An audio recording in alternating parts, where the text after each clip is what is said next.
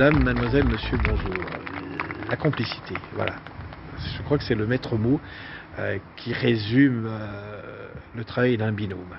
Un binôme composé donc d'abord d'un écrivain, puisque c'est d'abord lui qui écrit, et puis l'illustratrice ou l'illustrateur.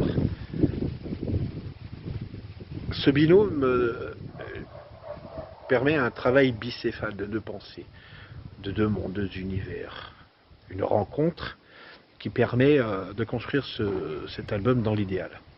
L'enfant pourra ainsi voyager dans deux univers séparés, puisqu'il pourra voyager dans votre écrit, mais surtout aussi dans l'illustration. Une lecture biphasée. Voilà, ça pourrait être cela. Cette complicité, elle va dans une liberté totale et une confiance de l'un envers l'autre. C'est pour cela que, par exemple, il ne m'est pas difficile d'accepter des suggestions de modifications sur mes textes. Dernièrement, Raphaël a accepté de travailler sur le prochain livre que nous allons publier, mais elle m'a demandé de changer la fin. Elle m'a dit c'est un peu triste la fin. Est-ce que tu pourrais pas la modifier pour lui apporter plus de couleurs, plus de joie, plus cette amplitude qui manque à ton histoire.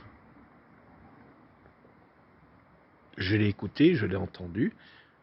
J'ai d'abord relu mon texte pour reprendre possession de ce que j'avais écrit il y a quelques années en arrière.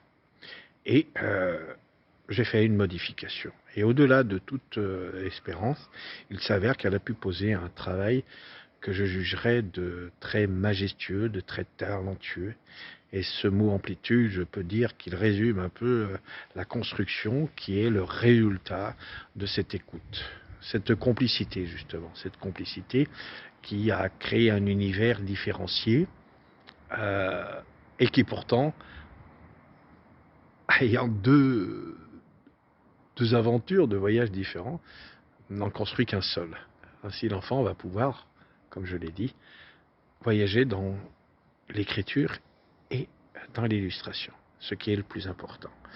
Des anecdotes, j'en ai à longueur d'album. Je travaille ainsi avec Romain, je travaille ainsi avec Charline, avec Joanne, avec toutes ces personnes qui me font confiance et en qui j'ai confiance. Et si je ne peux avoir de complicité avec ces personnes-là, cela se ressentirait dans notre travail. Une autre anecdote, c'est avoir envoyé le texte fini à Romain pour une des aventures de Petit Chaton. Et puis quand j'ai relu le texte, alors que Romain avait déjà commencé son travail, j'ai détruit le texte et je l'ai réécrit, je l'ai renvoyé en disant non, le premier n'allait pas, il ne correspond pas du tout aux aventures de Petit Chaton. Voilà, c'est ça notre travail. Romain a accepté ce fait, disant oui, oui. Et puis il a fait quelques modifications et ça nous a donné le sapin de Noël. Voilà, entre autres. Voilà en quelques mots, en quelques phrases, ce qui fait la teneur d'un binôme. À travers un seul mot, même pas une phrase, qui est complicité. Confiance entre l'un et l'autre, car chacun apporte son talent pour construire donc dans l'idéal et dans la perfection ces petits albums qui créent l'univers de l'enfant, puisque notre principal souci et objectif, c'est que l'enfant puisse voyager agréablement à travers nos livres, et comme ce sont des histoires le soir, va pouvoir ensuite voyager dans de très très beaux rêves.